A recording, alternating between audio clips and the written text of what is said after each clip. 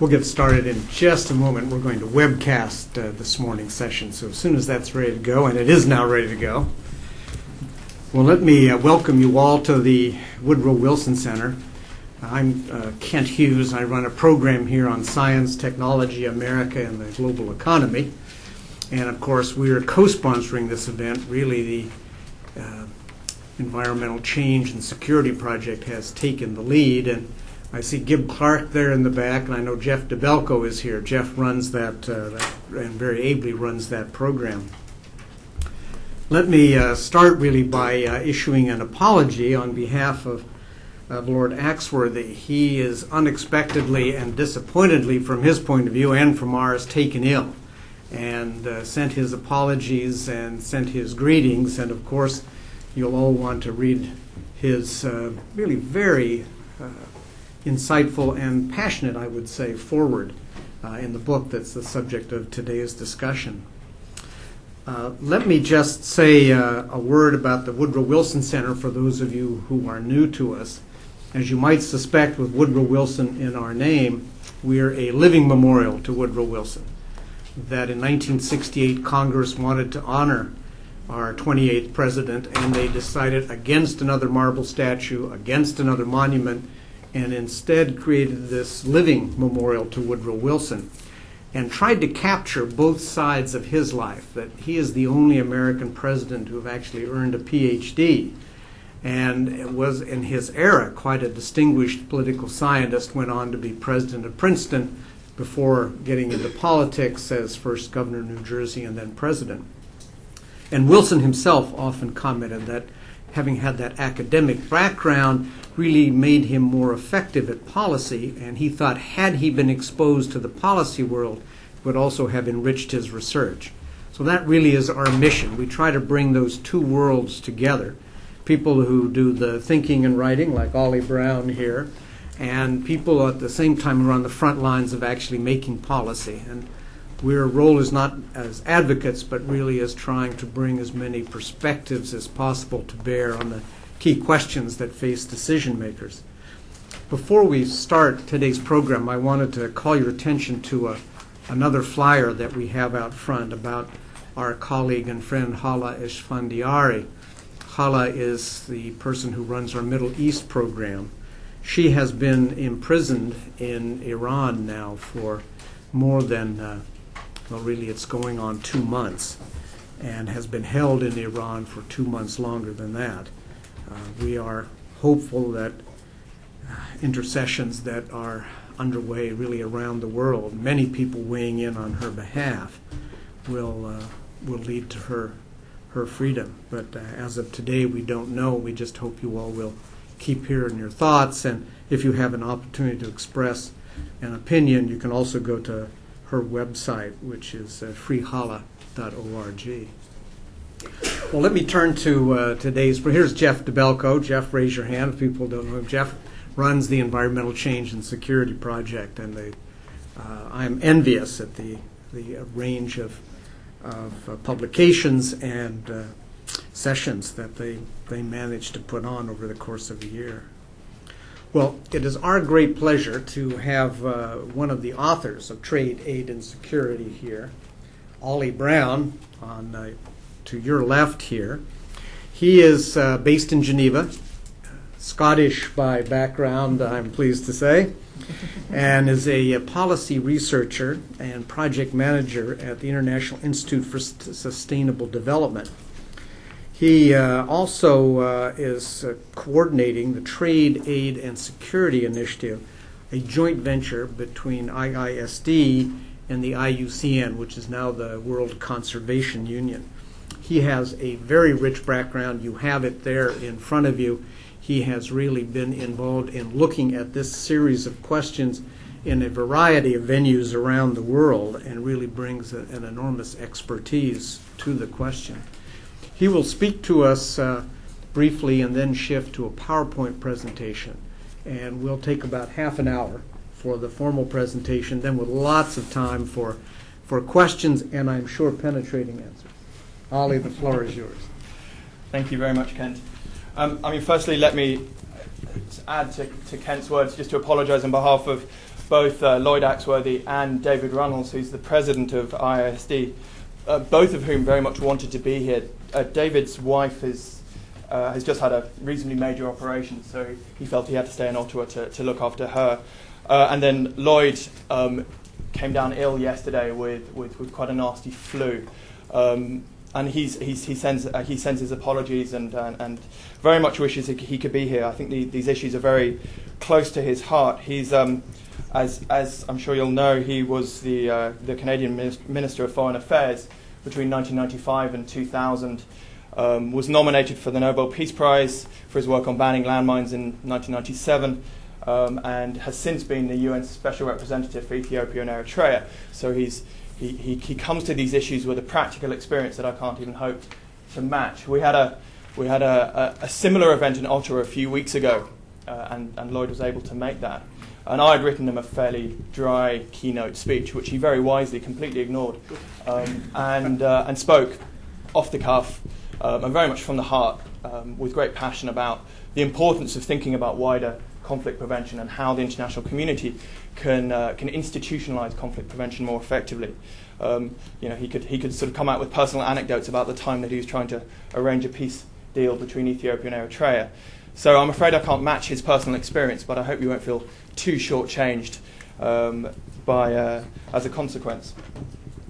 Again, thank you to Kent for chairing this session, to Jeff DeBelco for inviting me here to present what is the product of quite a lot of work over the last 2 years, and to Gib Clark and his colleagues for very ably organising this session. So I wanted to speak for about 30 minutes and then open up for discussion and discuss the links that I see and that we see between trade policy, aid policy and security, and why we think that's an important story to be told here. And then in the second half of the presentation, I want to focus a bit more on what we think can be done about it. What are the practical steps, the policy recommendations that we think the international community should take if we're going to ensure that aid and trade policies more effectively contribute to wider peace and stability. But first, perhaps I can just give a bit of a background on the International Institute for Sustainable Development and IUCN, the World Conservation Union, and how we came to be running a joint project on this theme. IISD is a Canadian non-profit environment and development policy think tank, actually based in Dr. Axworthy's own hometown of Winnipeg, Manitoba, but with outlying offices in Ottawa, New York and Geneva, which is where I'm based. It was originally set up in 1992 as part of Canada's response to the Rio Earth Summit. And we've been working on trade policy issues for 15 years now, particularly with relevance to the impact of trade on the environment. And then more recently, we've been working on the links between environmental change and security, as well as aid policy in fragile states. In the course of this work, we've become increasingly aware that the ways that countries interact in terms of their trade and aid policies have very real impacts on political and economic stability. You've seen it with illegal timber in Liberia, blood diamonds in Sierra Leone, food aid being diverted to militias in Somalia, aid programs propping up illegitimate regimes around the world, mining operations in Papua New Guinea triggering a secessionist conflict in Bougainville, oil drilling in the Nigerian Delta, and the 4-year regional war in the Great Lakes, where the neighbours of the Democratic Republic of Congo were very involved with the exploitation of resources, of natural resources in eastern DRC, a war that left more than 3 million people dead as a result of fighting disease and hunger. Seen it with the mismanagement and corruption of natural resource revenues in natural resource dependent countries around the world, and also with the impact of commodity price volatility on commodity dependent countries. So back in 2002, along with IUCN, the World Conservation Union, which is the world's largest conservation network with 181 state members and represents over 10,000 scientists and produces very important pieces bi-yearly, such as the Red Book of endangered species. We decided there was a real need to understand better the relationships between the trade in natural resources and aid flows in conflict-affected countries. And we decided, with the help of the Italian and the Norwegian governments, to launch a research initiative that looked in more detail at these issues. So we gathered a group of international experts in trade issues, aid policy and security together. And this included representatives from the UN, from governments, from the NGO community and academia. And we were very lucky that Dr. Axworthy agreed to chair that advisory panel for us. And on the advisory panel, in addition to Dr. Axworthy, there were 3 Nobel Peace Prize nominees. So we had a really very helpful and very engaged advisory committee that really helped us define the scope and the direction of our research, and also triangulate the recommendations that we came up with. I should say at the outset, we were never looking at the trade in narcotics or the trade in small arms. What we really focused on was how the trade in natural resources and aid policy has an impact on economic and political stability in fragile states. The starting point of our project really is that security is an essential precondition for development. And by security, we don't mean stasis or the absence of change, but the absence of violent conflict. It's certainly no coincidence that the countries that are furthest away from meeting the Millennium Development Goals are those countries that continue to suffer political and economic instability. Now, trade and aid are 2 of the most important ways that countries interact. They're tremendously powerful conduits of finance, of ideas, and of influence. The direction and priorities of those trade and aid policies are largely decided by the rich countries of the north, but can have profound impacts on the poorer countries in the south, in both a positive and a negative way. In theory at least, if trade and aid policies are carefully designed and implemented, they should encourage peace and stability. Trade can establish incentives for peace by building a sense of interdependence and community. It can also be a powerful driver of economic growth and stability, reducing poverty and providing non-military means to resolve disputes. There's certainly some truth in the old saying that countries that trade tend not to fight. In the same way, aid can help to remove the underlying causes of conflict by reducing inequalities, tackling poverty, providing basic services, and promoting sustainable livelihoods. Aid can also help to improve domestic governance and help countries bounce back from economic shocks. However, it's increasingly clear that international trade does not automatically reinforce stability or security, nor is aid, as it's currently constructed, successfully achieving its aim of poverty alleviation. The reality is that badly designed trade and aid policies are too often increasing the likelihood and longevity of violent conflict. In practice, the rules that govern international trade are fundamentally unfair, biased towards rich countries and their corporations. Current trade policy in OECD countries denies vital market access to the developing world's products, particularly their agricultural goods. Escalating tariffs, complex regulations, and perverse domestic subsidies in the developed world continue to inhibit the efforts of the developing countries to diversify their economies. At the same time, developing countries are being pushed to adopt uncompromising market liberalisation, which can reduce government revenues and undermine employment, increasing the prospects for political instability and competition over scarce resources. So in essence, the poorly designed and unfair trade policies of the developed world are stunting economic growth in the developing world and leaving many countries locked into notoriously volatile commodity markets. A reliance on the export of natural resources tends to lead to weaker institutions, economic dependence, and political instability. Coupled with poorly governed international markets for natural resources, faltering economic growth, and unpredictable government revenues, this has proven to be an explosive combination, time and again. In the same way, aid has not always been an entirely positive force. Critics of development assistance have long argued that aid can make a bad situation worse, that it can ignore signs of trouble, and that in supporting bad governments, it can help set the stage for conflict. But I don't want to overstate this argument. Trade and aid policies are rarely, if ever, the sole source of violent conflict. Identity, ideology, and history are all very important factors. My point is, though, that peacekeeping has to be about more than just sending in troops in blue helmets. It has to be about creating the conditions for wider political and economic stability, fostering good governance, ensuring that companies operating in fragile states do so in responsible ways, stemming the trade in conflict resources, and so on. So, the extent to which the international community is supporting wider conflict prevention and the avoidance of armed conflict is crucially dependent on the structural conditions established by their trade and aid policies. if the rich countries are serious about promoting peace building and conflict prevention around the world, they must first, and at the very least, ensure that their policies do no harm. In essence, trade, aid and security are all mutually reliant. If aid policy is going to be effective at lifting people out of poverty, it must be conducted in a secure environment free from the existence or threat of violent conflict. Aid should also help countries and communities access the very real benefits of fair international trade. And countries will only be able to gain from international trade if they have the capacity to negotiate even-handed trade agreements. So the focus of our work has really been to work out, what does that mean?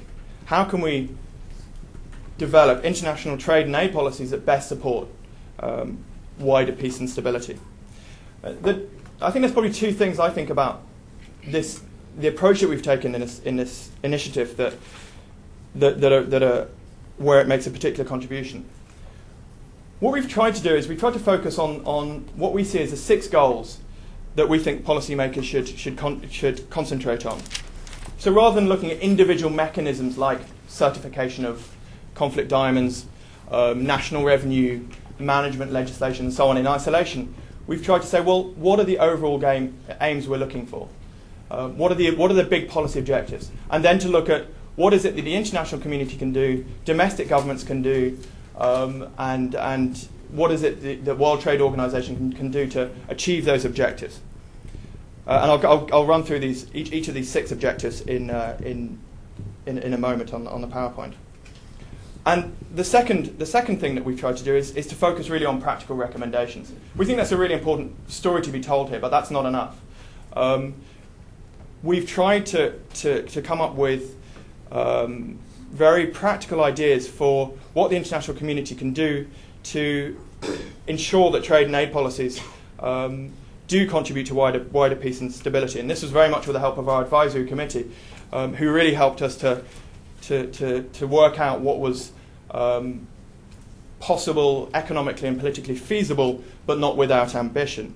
And then we took our recommendations and we put them out for quite extensive consultation with a variety of different sort of actors, everything from Security Council members to academics, to NGOs, and so on. So we've really tried to get very practical, recommendations. And outside there was a little folder with a set of policy briefs that are almost like the digested read of the book that have all of those recommendations in. And what I would like to do is just run through a few of those in the second half of this presentation, and then move on to discussion afterwards. So I'm going to try and move this onto the PowerPoint.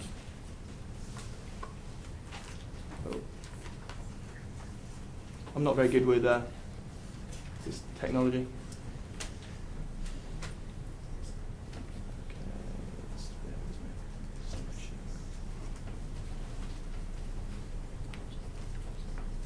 Okay, excellent. So, the first of our policy objectives is how can we design conflict-sensitive trade policy?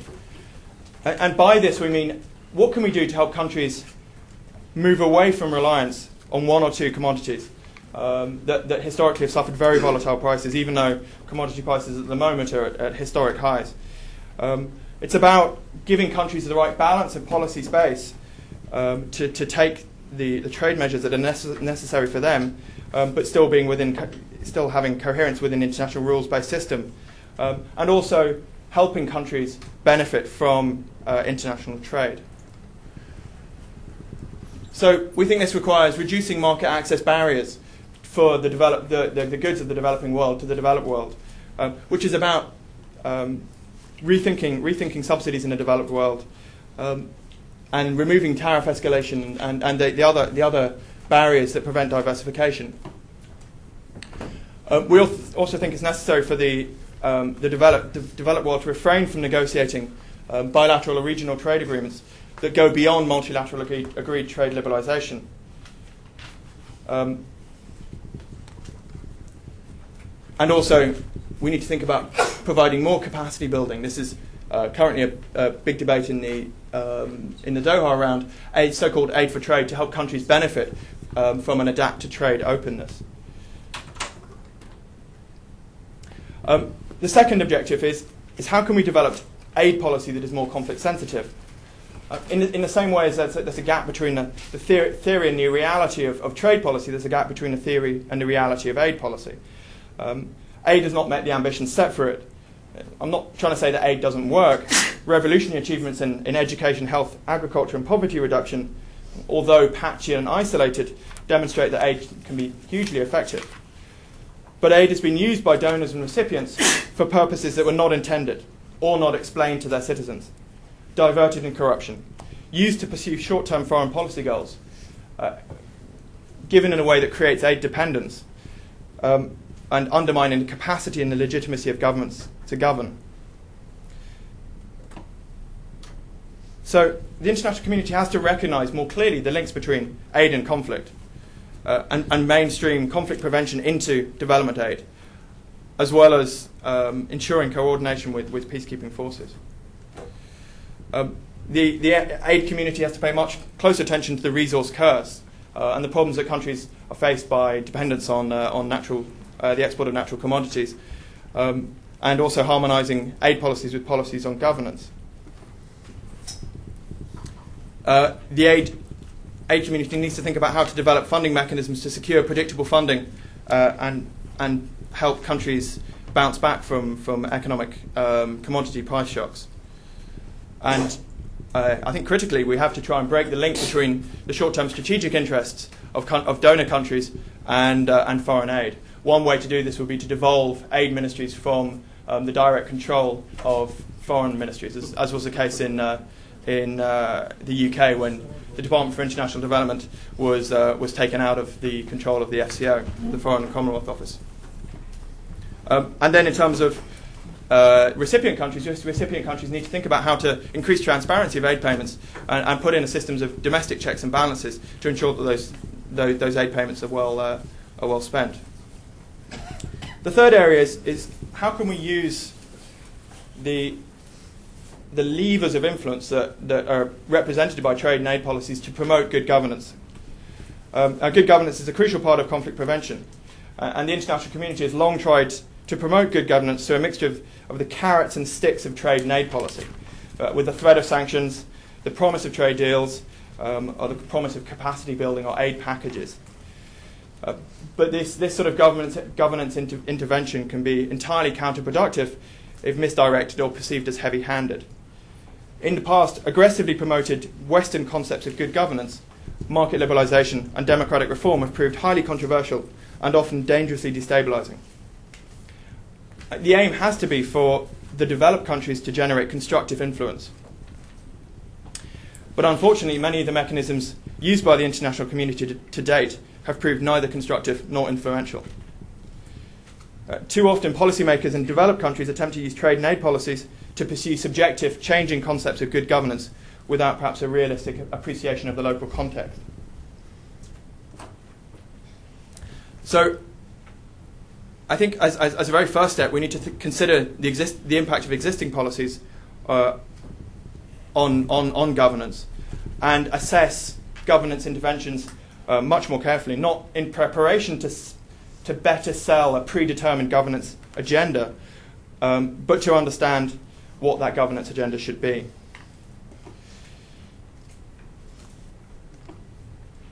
The international community needs to think about building on existing reforms, aligning with domestic priorities, and focusing attention perhaps on islands of change within existing structures. And one of the key things is to be patient, consistent, and realistic. There are very few quick wins when talking about governance reform. But in the past, the approach that the international community has taken to governance has changed, it seems, on a bi-yearly basis. First talking about market liberalisation, then centralisation, then decentralisation, and many developing countries don't really know which way to turn. And then we need to think about designing trade and aid agreements that provide real incentives.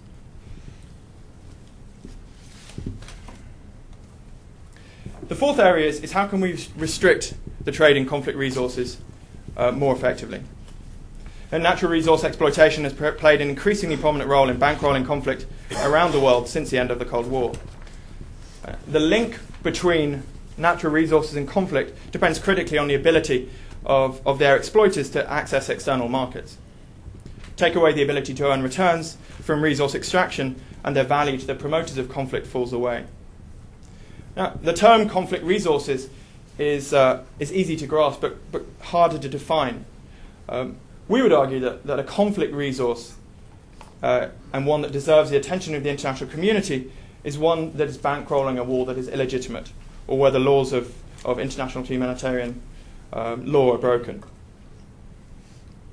So it's not just about excluding conflict resources from international trade, but also about trying to create demand and build markets for goods produced in a conflict-free way. So one step would be to get a clear definition of conflict resources accepted at the UN Security Council. Secondly, would be to establish a permanent professional capacity in the Security Council to advise on sanctions regimes. At the moment, we've had a series of ad hoc advisory panels that don't have any mechanisms to maintain that institutional knowledge from panel to panel, from the panel on illegal timber in Liberia, for example, to the next one. We need to think about strengthening existing licensing systems, such as those for diamonds, such as the Kimberley process, and those for timber, the EU FLEGT process, and seek collaboration between World Trade Organization rules and key multilateral environmental agreements. Also need to improve natural resource management in peacekeeping missions where natural resources have led to conflict. I think in the peacekeeping mission in Liberia, the soldiers manning the borders had to stand by and watch truckloads of illegal timber being trucked out of the country. So we need where a peacekeeping mission is involved in an operation where natural resources have played a role, that needs to be incorporated into the mandate of the peacekeeping mission. Another option is to ensure that public procurement, government procurement policies exclude illegal and conflict resources. And also, government procurement policies could impose sin bins or time-bound exclusions for companies that have been proven to trade in conflict resources. The fifth area is how can we encourage responsible business practice in fragile states? Now, at its best, increased business investment in fragile states has been positively correlated with reduced conflict risk, raising economic growth, creating jobs, and pushing up living standards. However, there can be little doubt that market actors investing in fragile states have engaged in self-regarding or even predatory economic activities. Companies have helped violent factions raise money through the sale of conflict resources, have helped to reinforce the power of predatory states, and have disproportionately benefited narrow social or political groups. Poor corporate conduct in countries with weak regulation and limited enforcement has generated grievances over environmental damage or perceptions of foreign domination, whilst financial institutions have facilitated the flows of illegal revenues from corrupt officials and conflict economies. But I think to focus only on the behaviour of market actors is to mistake the symptom for the disease.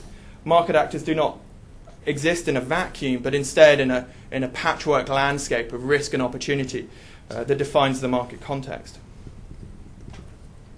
So, through the United Nations and other international fora, we need to develop international agreements and norms that establish clearly the rights, responsibilities, and liabilities of companies operating in fragile states. In home countries, we need to develop robust criminal and legal mechanisms for companies that are found in violation of international humanitarian law, such as is currently in force in Belgium. We need to strengthen the specific instances process of the OECD's guidelines for multinational enterprises by increasing the technical and fiscal resources of the national contact points and by improving the management and resolution of disputes. And I think we also need to implement complementary public policies that increase the market rewards for companies that voluntarily adopt conflict-sensitive business practices or globalize their best practice. This could be in the form of a whitelist for companies that have proven to globalize their best practice.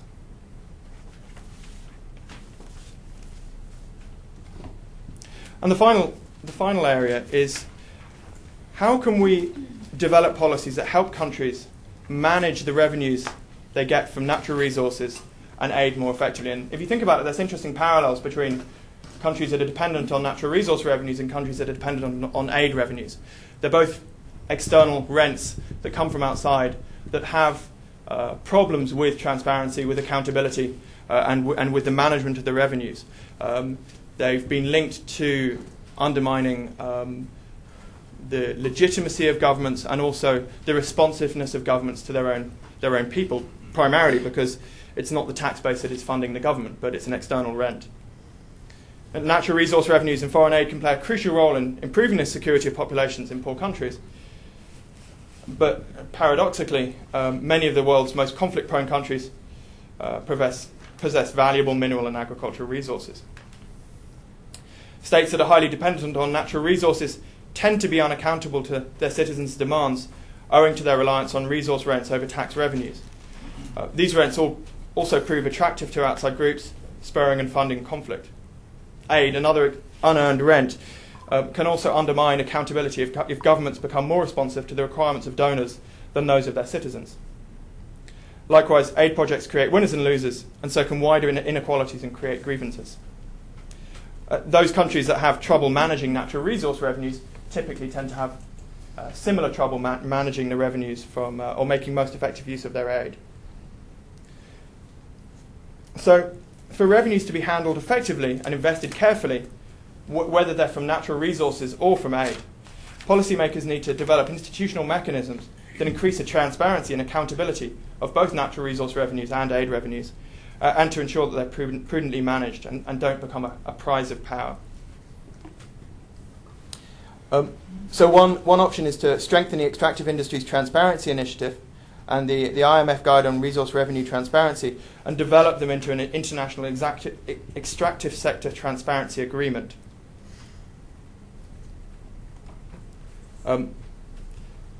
Secondly is to help countries build effective revenue management mechanisms that increase the accountability and transparency of natural resource and aid revenues.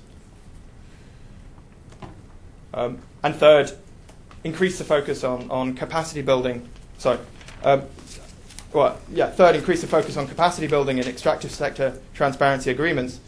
And finally, I think we need to reinvigorate the debate on income stabilization mechanisms. And when people talk about that, they think about price fixing, about cartel pricing, supply management, and people shy away from it. But history has shown that the volatility of commodity prices have tremendous impacts on economic and political stability in countries that are dependent on those revenues.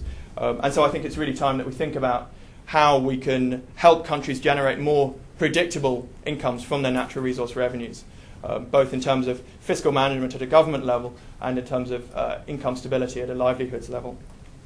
I should just take a step back and say what I meant to say before, which is each of these 6 areas were written by one or two authors that are sort of leading experts in their field. And so this book is actually a sort of a collected series of edited papers where we asked people to go away and think in say in the case of conflict resources, what has the international community tried that's worked? What hasn't? What do we need to do now to ensure that we can deal more effectively we can stem the trade in conflict resources more effectively? And then we took their recommendations and their thoughts and tried to triangulate it through our advisory committee and then put it out for wider consultation. So hopefully, although a lot of these recommendations are by no means original, what we've tried to do is look in a more holistic way at a range of different mechanisms that the international community can put in place to ensure on a wider level that trade and aid policy is conducive to sort of international peace and stability. So those are some of my thoughts on how we can improve structural conflict prevention, and I look forward to your thoughts, and thank you for your attention.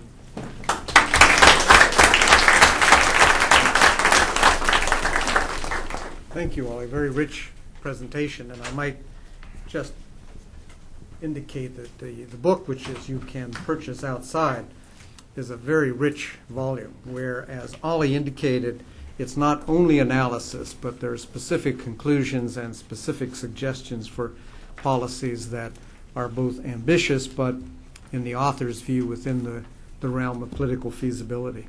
Well, let's open it up for questions. And beforehand, let me say that Oli was mentioning that many of the authors really have a deep European experience, are European, based in Europe, and not as much really reflecting on the U.S. experience or U.S. practice. So if you had some questions or comments that targeted U.S. policy, I think Oli would welcome hearing those as well. Well, let's open it up for questions, and if you wait till the microphone comes, identify yourself and your institutional affiliation. Is this on? It is. Yes. I'm Jane Siegel with the Department of Commerce, and I do have a question that would bear upon U.S. policy, trade policy, not explicit, explicit trade policy. The question is the general question is the sort of breakdown or impending breakdown of the Doha round a good thing or a bad thing from your point of view? And the reason I raise that is that in the U.S. there's been concern in the recently newly constituted Congress that labor rights, the core labor standards, have not been sufficiently made part of overall U.S. trade policy. The question is really if there is a hiatus in trade promotion authority, which perhaps there will be, then we don't make progress at the WTO or in bilateral regional agreements, but because there are domestic concerns about fairness in labor markets, and that although fairness in labor markets here as well as abroad, from your perspective, is that a good outcome, at least for the next couple of years, or not a good outcome? Would that lead to a good outcome or not a good outcome? I mean, that's a tremendously important question and a difficult one to answer. My background actually is as a trade kind of wonk at the Oxfam, the British charity Oxfam, and so I've sort of spent a bit of time thinking about this, but I don't think I have any insightful things necessarily to say. I guess my concern with the breakdown of the Doha round and the expiration of trade promotion authority is that inherently will put the Doha round on hold until the next president comes in. Obviously, trade liberalisation hasn't gone away, it's just gone underground. And it's gone underground in a sense of it's gone out of the uncomfortable glare of the media spotlight that we saw in Hong Kong in December 2005, and it's instead being rechanneled into many more bilateral and regional trade agreements. And Kent and I were discussing this yesterday. So countries are advancing their own trade liberalisation agendas, but outside of a multilateral trade forum. So I think the expiration of Doha doesn't necessarily mean that trade liberalisation agenda has gone away. But what it does mean is that there's a lot less transparency in the way that it's being negotiated, and perhaps the outcomes are a lot less balanced. Perhaps because basically you have big regions like the EU with a negotiating team of 200 taking a small region like West Africa in the economic partnership agreements that the EU is currently negotiating, and getting them into a dark corner and getting a pretty good deal for the EU out of it. So, in a sense, it's the fact that the Doha round is. I mean, there's in Geneva at the moment. There's a flurry of activity because there's a whole new set of negotiating texts that are coming out at the moment. So it's very much in flux. I personally don't think that there's going to be any movement on a wider Doha round for at least until 2009, 2010. I mean, the Uruguay round took a long time to negotiate as well. But I think in general, I think it's not a good thing. I think it's much better if we have multilateral, transparent trade negotiation processes. And this is partly behind one of the recommendations we had and one of the comments we had, that developed countries need to refrain from negotiating bilateral and regional trade agreements that go beyond multilateral agreed standards. Yes, sir.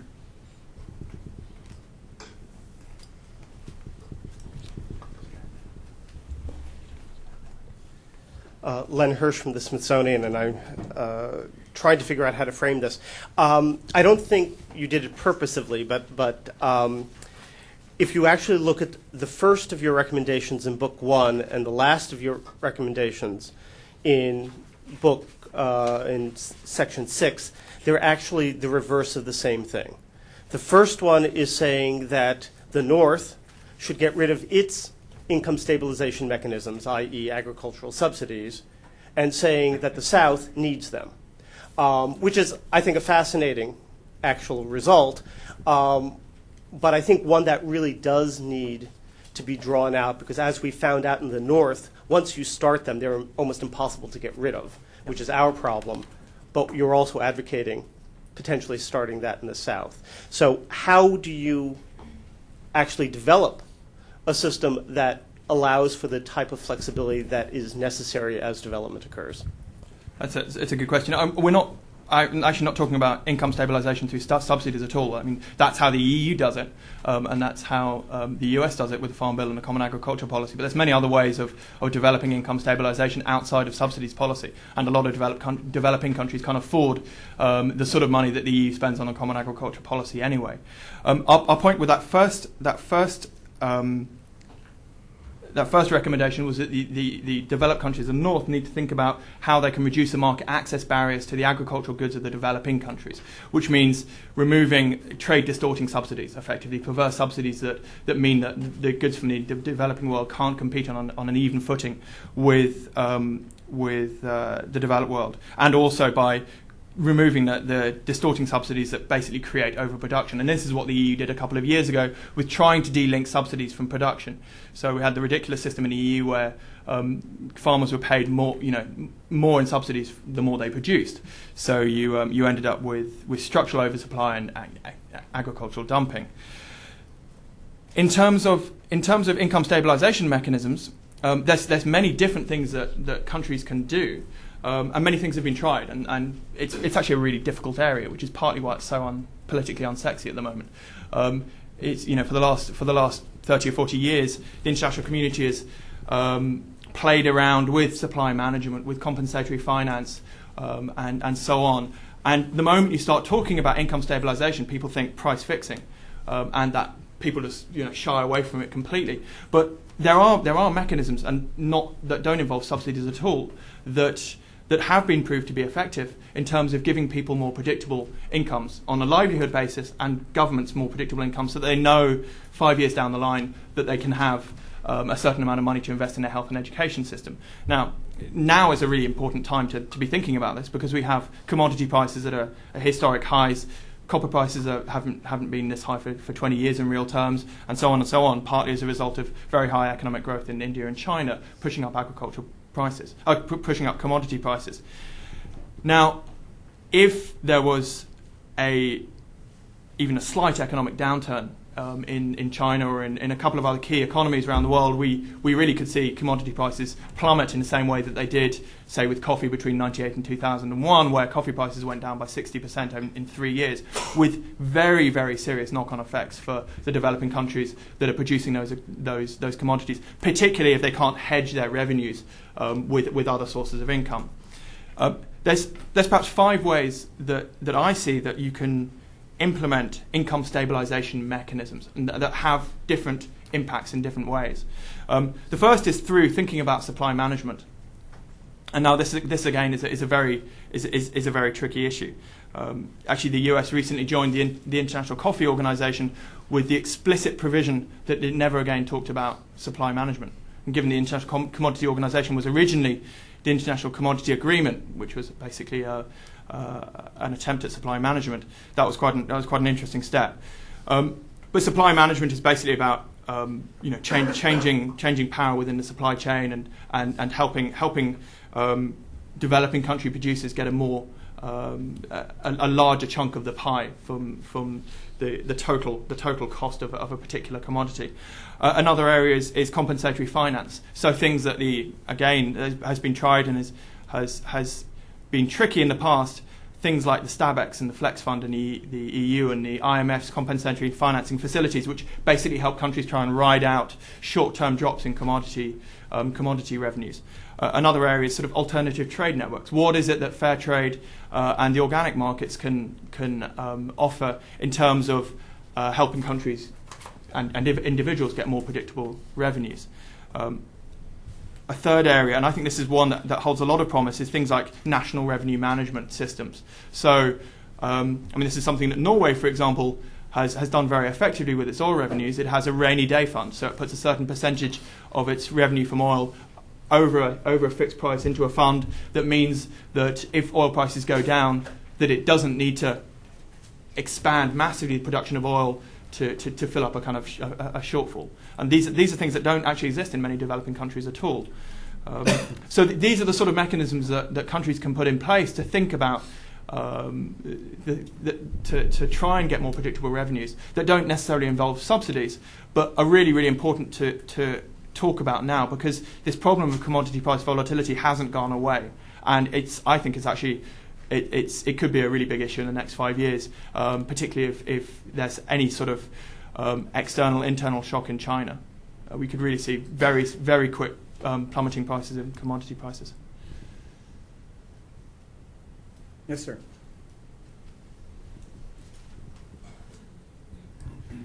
I wanted to actually comment on... You could identify yourself. Jerry Manarola, USAID. However, I'm Jerry. Retiring soon, so I can say what I actually think. First, I'm certainly on the issue of is Doha Round good or not. It's definitely good. It's good because of what you said. The negotiating power is much more balanced in Doha than it is in bilateral or regional agreements. Precisely one of the aspects, and here's where I'll potentially get into trouble, on Doha, you don't get the labor and environmental side agreements that we are able to get in our bilateral agreements. Okay.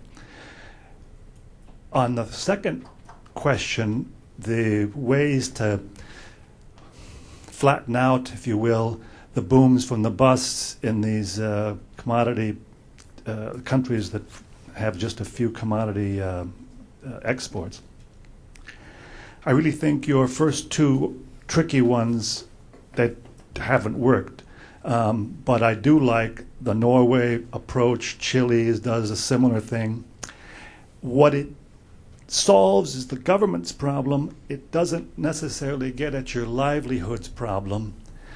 And there, I'd suggest a market approach, using the hedging. I know that these are very sophisticated techniques that developing countries tend not to have, but here's where capacity building comes in.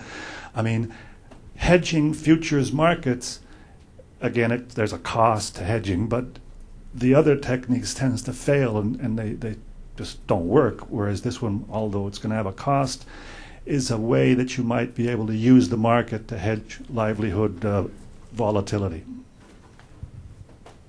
Thank you for raising that. That's actually one of the areas that I meant to and forgot to mention when I was responding to your question before. That access to risk hedging mechanisms is a really important way of helping individual livelihoods, individual producers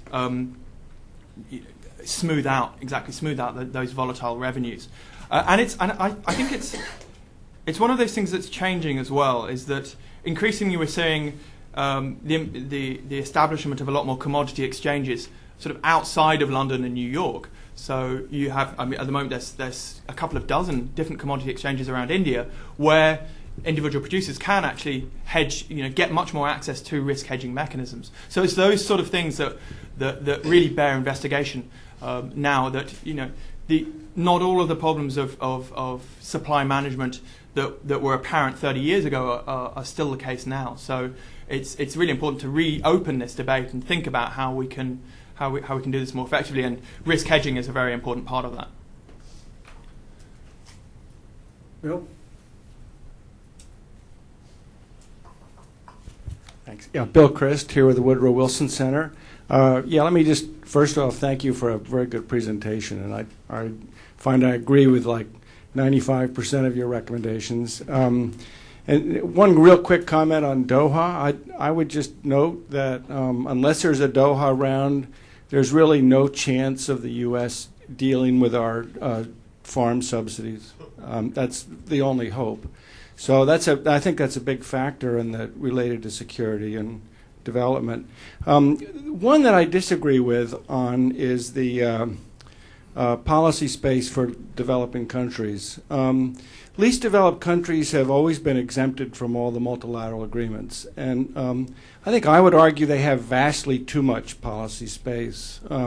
Sierra Leone didn't even have a customs schedule, and they don't have many tariff bindings, and I think they would be much better off, particularly having to agree to the international agreements that relate to transparency and some kinds of structure and procedures than they have right now. So I think they're suffering from too much policy space. It's not enough. And even the more advanced developing countries, the Brazils and Indias I would argue, have way, way too much policy space. And they'd be better off if they actually did participate more in negotiations. The World Bank analysis shows that the biggest benefits of a Doha round would be import liberalization by developing countries. So anyway, that's the one thing I disagree with, but I thought it was a terrific job. Yeah, I mean, it's a balance, isn't it? I mean, the trouble with policy space is that it can be used badly as well. And experience shows that it's been used badly a lot of the time. So I think that recommendation sort of stems more to perhaps sort of bilateral trade agreements that are going beyond multilateral agreed trade liberalisation, and it's thinking about what is the right balance between policy space and adherence to the international rules-based system. So yeah, I mean it's obviously it's a very context-specific question, and I think you're very right to bring it up. Jeff?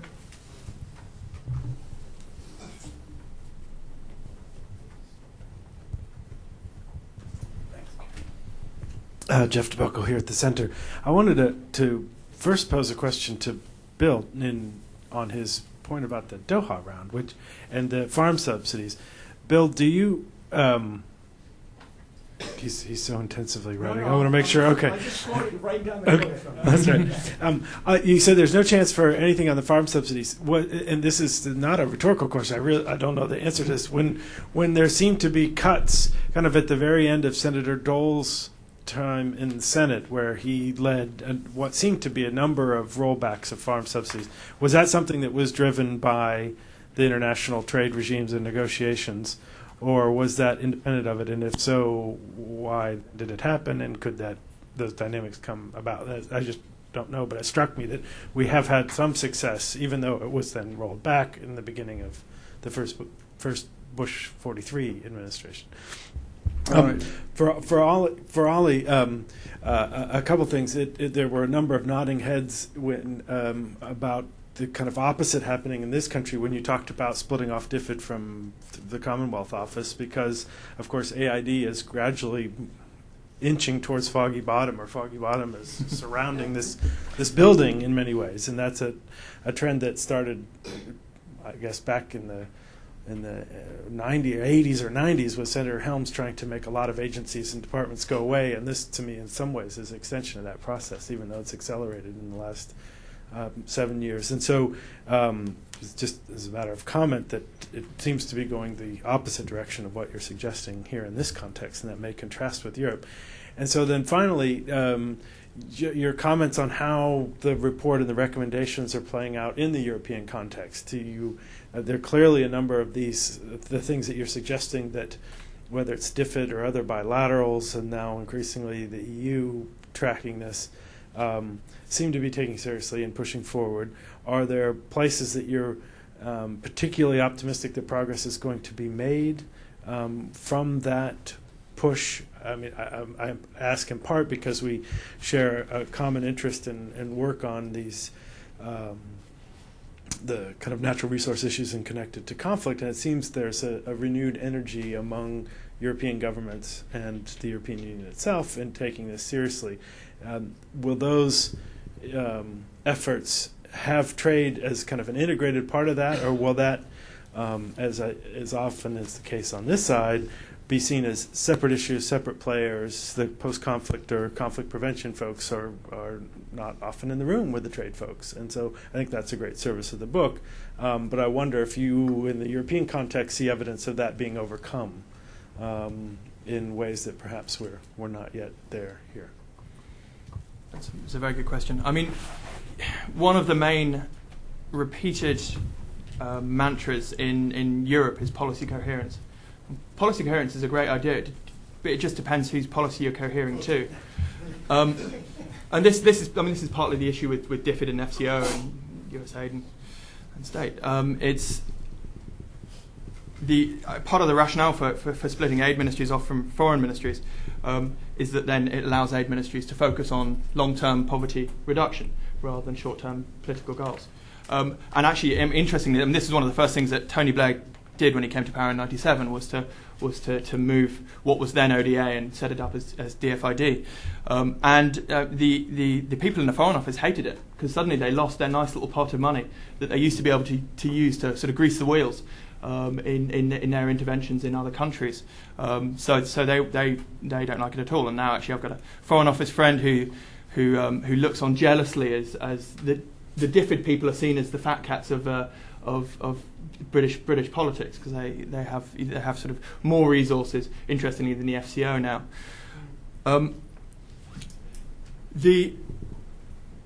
In terms of how well Europe is managing policy coherence and bringing these things in together, this is something that Europe is struggling with to a great degree. I mean, one of the things that Europe's done that's very interesting is, and I sort of touched on it in the talk, is these economic partnership agreements, which is actually an attempt to bring trade and aid policy together into one coherent whole in an engagement with a particular region of countries. And this has opportunities in terms of presenting having a coherent whole of continent approach to aid and trade policies, but then also means that you have almighty battles between DG Trev and DG Trade and DG Dev in terms of how those things are negotiated, and you have all sorts of problematic issues of policy coherence within the European context, where, for example, one of the big issues in Europe is fishing and fishing subsidies. And so Europe's been busy subsidising our fishermen to go from Spain round to the West African coast and nick all the fish from Senegal. At the same time, Europe's aid programme is about supporting artisanal fishing in Senegal. So squaring that circle is a real challenge. Within the British context, which is something I can speak to with perhaps a bit more knowledge, the British government's taken a very interesting approach to conflict prevention, and what they did a few years ago was to set up 2 conflict prevention pools, which was about creating a whole of government approach to conflict prevention. One's called the Global Conflict Prevention Pool, and is sort of includes the Foreign and Commonwealth Office, the Ministry of Defence, DFID, and the other one's the Africa Conflict Prevention Pool. And the Foreign Office chairs the Global Conflict Prevention Pool, and DFID chairs the Africa Conflict Prevention Pool. And the idea of this is that it's supposed to build coherence across government for better conflict prevention and better structural conflict prevention. So this is something that the British are certainly interested in. How effective they've been at it sort of remains to be seen. These conflict prevention pools are sort of still slowly cranking into gear, and I don't have a sort of sense of exactly what concrete impact they've had on the ground yet. Bill, do you want to respond to Jeff's question? Yeah, thank you. I would. And before I do, though, let me just say I very much agree with your distinction on the regional versus multilateral policy space. I think that's a major problem with the regional agreements, is that we do get the developing countries in a dark corner and make them commit to things that we shouldn't be making them to commit to. So I really agree with that. And I would add on another reason on the Doha round that it's so important to succeed is we're not going to get trade capacity building without a successful Doha round. I know a lot of people hope that we will. I just don't believe the politics is that way. I can't conceive of politics allowing that without a successful Doha. On the Farm Bill, what happened, I think to some extent trade negotiations is a history of countries negotiating agreements of things that they really want to do but have a lot of trouble domestically, politically doing. And farm policy in the U.S. is a classic case of where we have too much policy space. And so Congress can come in and give out all of these goodies to special interests that in a rational world you wouldn't want to have happen. And so I think what happened in the Uruguay round is it was the first step towards trying to have some kind of rules for agriculture. And then the 1996 Farm Bill basically translated those rules into U.S. farm policy. And then you go forward to 2002, and there was a lot of budget surpluses, and the rules on agriculture coming off of Uruguay round were still extremely loose, pretty much giving an enormous amount of flexibility to allow Congress to come out and greatly increase counter-cyclical payments and other things that do cause problems for the developing world, among other things. So we kind of stayed within our limits that we agreed to in the Uruguay round, but we certainly pushed the outer limit, as the Brazil cotton case shows. So I think what you'd want to have happen in the next round would be to constrict the policy space a little bit more to minimize trade and production distorting subsidies. And so I think it's related to the international negotiations, but it's both ways. It balances both ways. Bill, can I ask you a question you may know the answer to as well? Canada recently followed up Brazil's success by really challenging, I believe, all the U.S. commodity programs, alleging that they are in violation of our Uruguay round commitments. Do you think there's success there, or is that even that enough leverage to force some accommodation in our Farm Bill? Yeah, that's a good question. One of the things that the dispute settlement has found so far is that our direct payments, which are supposed to be under the WTO green box and you can do anything you want to, what they found is because it excludes some sectors, fruits and vegetables, it doesn't qualify for green box. So if you don't have, if the U.S. doesn't correct that, then we're going to be over our commitments on some years, which would mean, I think personally, that the Canadian dispute would be upheld. And then the U.S. would have to struggle quickly to get in line, or would have to allow other countries to take retaliation against us. So but I think last I checked, the Canadians had it on hold pending what happened in Doha a little bit. And I think they also did it to try to put a little leverage on Congress as they try to reconstruct the 2007 Farm Bill. Thank you. Oli, I had a couple questions while people are composing other questions, if I might jump in. In passing, you mentioned Nigeria as an area of conflict. And the conflict there also seemed to be similar to the conflict in Iraq, which is where you have locally concentrated resources that a national government wants to share nationally. Did you do any writing or thinking about possible formulas for how local resources are shared in a way that makes the local populace feel happy and at the same time provide some development assistance for the rest of the country or region? I mean, yeah, regional division of as is the case in Iraq, and it's obviously a very key issue in Iraq is a really key issue. Nigeria is not an area that I know a great deal about, but actually the author of our chapter on aid policy focused on Nigeria and looking at exactly some of those issues, not directly in terms of revenue management, but in terms of sort of corruption of aid payments and also corruption of as a result of oil revenues. I mean, I think the key is to have the trouble with national revenue management is that it works best when you don't need it. If you're going to put in a national revenue management fund or a revenue management law, you need to have a political system that has a certain amount of what's the word? Yeah, I mean, good governance and also I'm just struggling for the word here. You need to have a political system that has a certain amount of transparency, good governance, and also the ability to use those revenues in a sort of fair and transparent way. The idea about national revenue management funds is that they, in a lot of countries, like they've been developing one in Sao Tome and Principe, which is about to come on stream with a very large amount of oil in the Gulf of Guinea. Is that the idea behind them is that they devolve control over that revenue from the government and create established legal mechanisms which determine how well that money can be used and how it should be invested. So the key thing is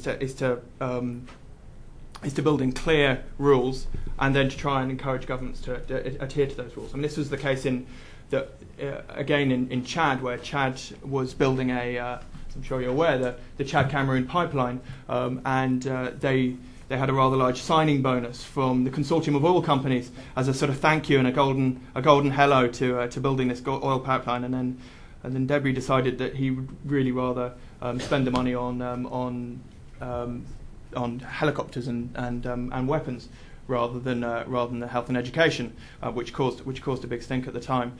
Now, in terms of regional division of those monies in a place like Nigeria, it's been very tricky, and they do have these mechanisms in place to share out oil revenues.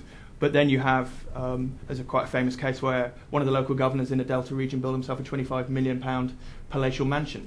So if those regional mechanisms, those regional divisions reduce transparency and reduce accountability by creating a proliferation of different kind of revenue management mechanisms, then it ends up being a problem. Catherine Stewart, U.S. Chamber.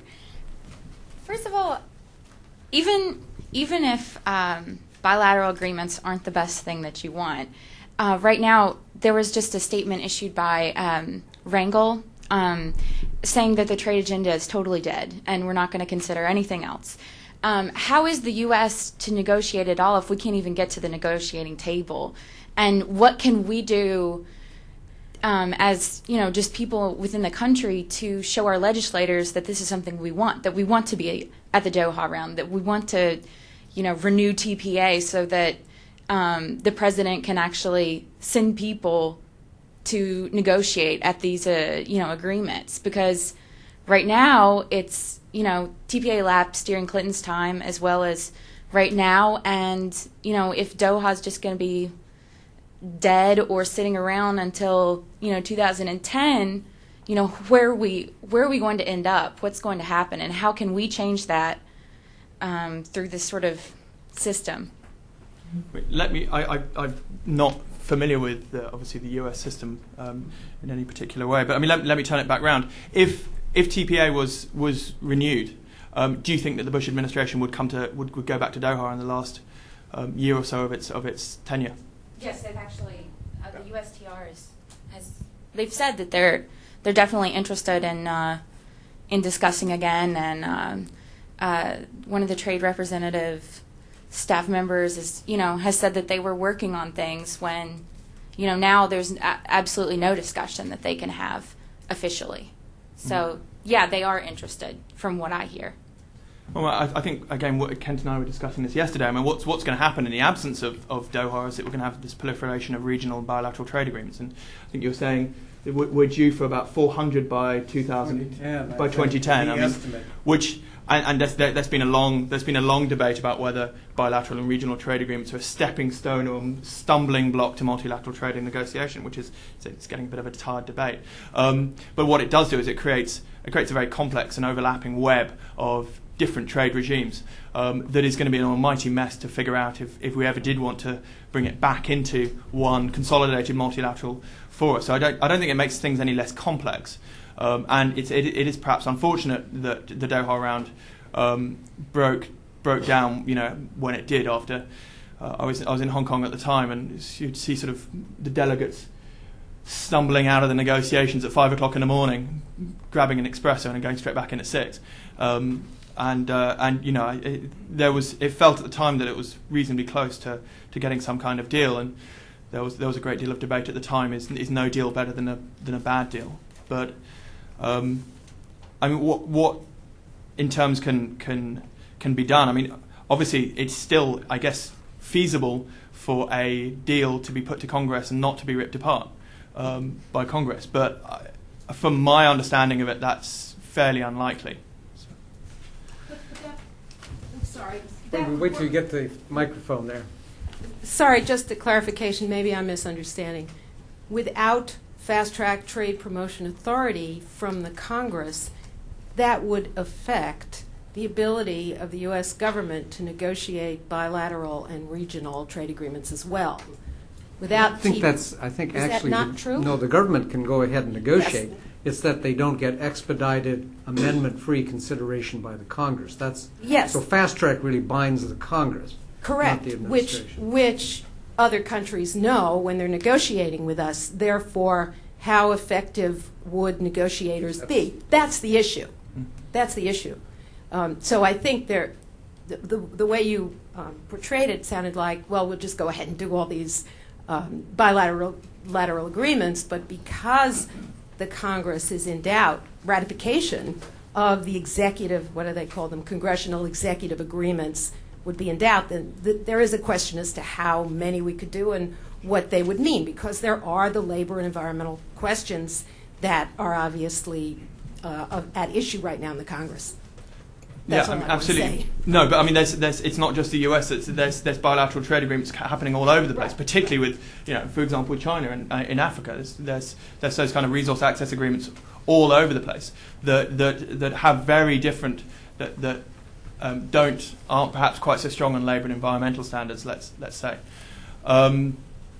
So I mean, I think what we're seeing is that in the absence of any progress in kind of multilateral fora, there's this rush towards trying to pursue those same objectives because they're still geostrategically and economically important, but in a way that is much less easy for the likes of you or I to track and understand what's happening, and also it's going to make it much harder to consolidate it back into any sort of coherent sense. Should a Doha round ever happen? I mean, in terms of, I think you brought a point up about capacity building for trade as well. It's my own, this is a bit of an aside, but it's my own personal belief that, the Europeans at the moment are very much holding their breath on Doha, and I don't think they want to invest a great deal of political capital in trying to negotiate a Doha agreement that is then going to get stuck in Congress, because I think they've just realised that it's a bit of a no-hoper.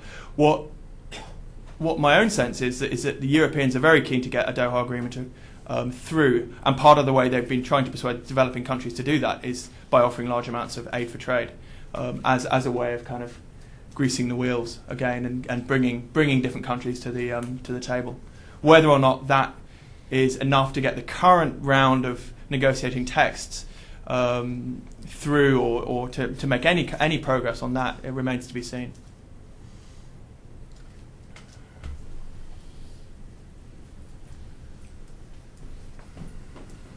I think I'll Len Hirsch again from the Smithsonian. Reintroduce yourself. Yeah. I neglected to ask you. And I'll start with answering, I think, your question, at least how I would answer it as an American, which is, if you don't live in the colony like I do, is you should be writing every day to your senator and representatives about the trade bill, about the ag bill, that if they can actually go back to what Johannes put forward and unilaterally get rid of some of these subsidies, we will see an opening, a logjam break, so that the current bill that's being proposed by the Dems in both is just truly horrific when it comes to any of these issues. So there is a lot that we can do. So I want to turn it to you, which is that in terms of sort of unilateral action, should the U.S. actually come up with what you and I think I would consider to be a sensible ag bill this year that really gets rid of a lot of these subsidies, et cetera. What do you think the impact of that might be as unilateral action ahead of a Doha agreement? Because what I'm seeing is some of the folks saying, well, we don't want to do it because it's ahead of the agreement. And they're using that as an excuse to maintain these systems of subsidies. So would it be useful to go well ahead of where Doha is right now? Yes.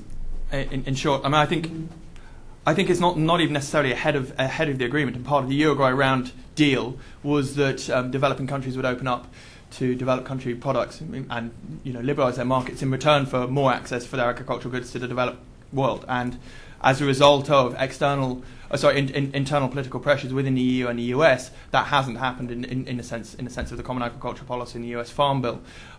So in a sense, this is a commitment that's long overdue. It's not necessarily ahead of a Doha agreement, a Doha round. It's been the major sticking point between the EU and the US, and the problem of who moves first on this, who blinks first, is a real issue. I mean, in Hong Kong, the EU finally agreed to phase out export subsidies, but they agreed to do it. I think it was by 2013, which is actually when the current Common Agricultural Policy budget runs out anyway. So then they kind of agreed to offer something that they'd agreed anyway. So in terms of whether unilaterally removing some of the most perverse subsidies would have a big impact, I think absolutely. And I think it's one of those things that's really sticking in the craw of some of the BRIC countries, the BRICS countries: Brazil, Russia, India, China, South Africa, and Mexico, and that would play a very big role in encouraging the G77 group to sort of come to some agreement, so we don't have a repetition of say, the Cancun walkout. Bill? And again, reintroduce yourself, if you would, Bill. Yeah, Bill Crest, Woodrow Wilson Center. And I thought that was a fascinating question, Len. I'm just actually doing a paper on the Farm Bill and trade policy. And so I went around and I talked to a couple of former U.S. ag negotiators and that exact question. And I have actually gotten both answers. Some have said, yes, it would help, and one said, no, it's irrelevant. My own personal view is it would help enormously if we could get a responsible farm bill in 2007. Will we? I don't know. It's a political year. I'm kind of skeptical that I think Congress will probably do what Congress always does, and we won't get a good bill. That's a little too cynical, but I think that the bill that's shaping up so far in the House is horrendous. And the reasons I think it would help: number one, our trade partners are already doing that. The EU has made a lot of progress in decoupling its trade distorting subsidies. Canada has, New Zealand and Australia have.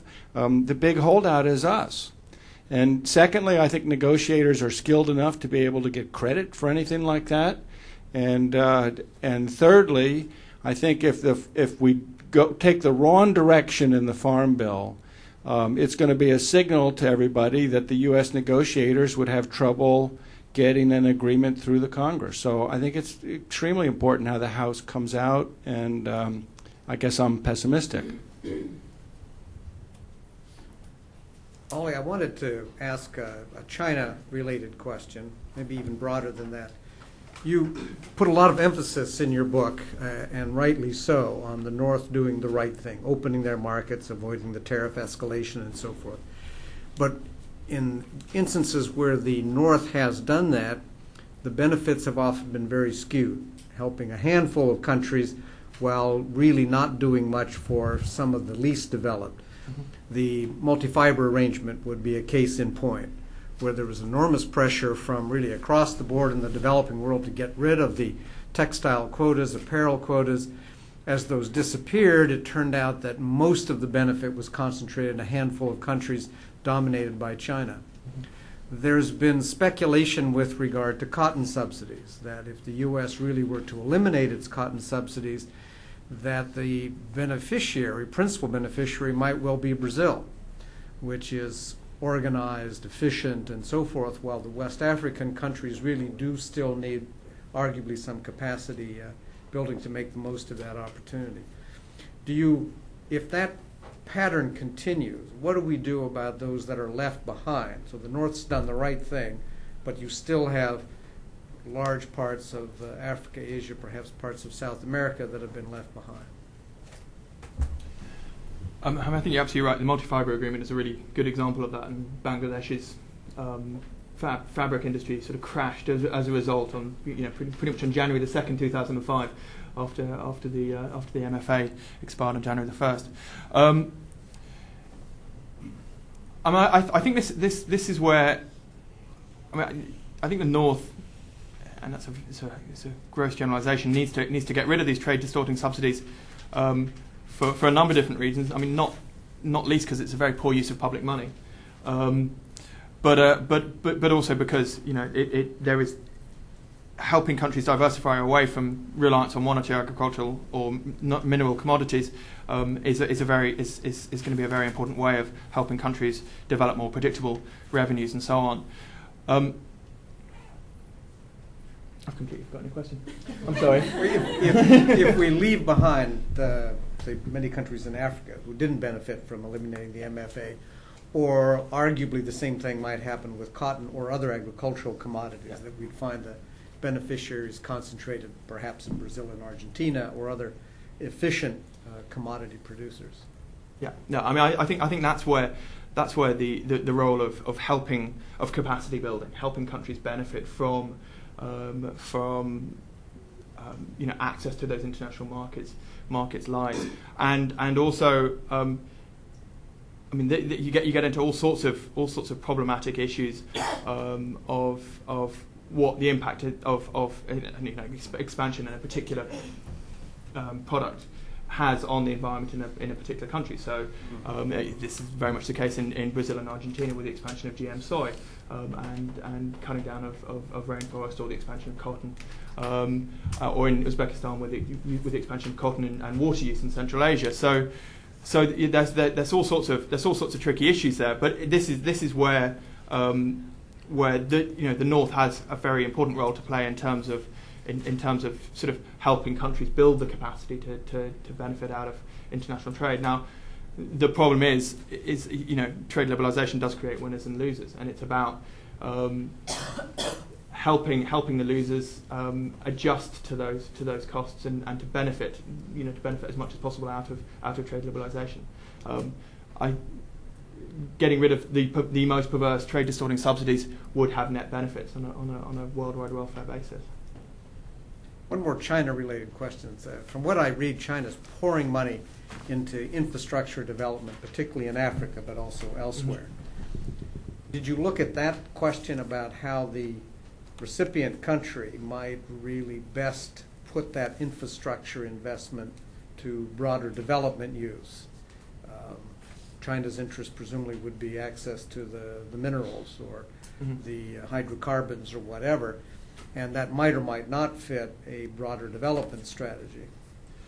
Well, I mean, I think the thing about China is that it's investing in the kind of things that developing countries want, which is the big infrastructure projects. The roads, they're pushing a road across the top of, actually through Nepal into North India, another one through Ladakh into North India, another one into Sikkim, and sort of kind of tarmacking all of this infrastructure, building ports into the Mekong Delta, large amounts of infrastructure all around, and you're absolutely right. It's with a very clear self-interest in terms of getting access to new markets and getting access to new resources. The thing about Chinese investment is that it tends to come without strings attached, whereas countries in the EU, their development aid tends to be they tend to prefer to fund schools and hospitals because it looks better on the glossy brochures. Infrastructure is very important in wider development. Obviously, where that if that's a one-way road into the middle of the Congo Basin forest to get forest products out, that's not necessarily that good for DRC's environment, but infrastructure per se by itself doesn't, can be well integrated into wider economic growth and development. And these are the sort of things that, interestingly, that the Aid for Trade debate is about doing. It's about helping countries build the infrastructure. It's just that the Europeans prefer to think about it as the kind of soft skills of developing customs regimes and training customs inspectors and those kind of things, rather than the kind of nuts and bolts of building new port facilities, which is what the Chinese are doing. So I don't think it's necessarily a bad thing, but again, we just need to be very clear about what the role of that, what that aid's trying to achieve, and it comes with very clear geostrategic and economic incentives, or interests. Sorry. We have almost reached our appointed hour here. There might be time for one more question, should there be one. And if not, I want to remind you that there's an opportunity outside to add to your education by reading Trade, Aid, and Security. I think Oli might even be willing to autograph a copy or two for the avid reader. And just for those of you following trade, remind you there are two other Wilson Center events coming up. One tomorrow, 9 to 11, in this room. We'll be talking about intellectual property protection in China, featuring Mark Cohen, who is the IP attaché in the U.S. Embassy in Beijing. And then on Monday, among others, we'll be featuring our own Bill Christ, who will, Bill, is that in the afternoon? Yeah, 2 o'clock. 2 o'clock in this room. And we'll be looking at the agricultural trade bill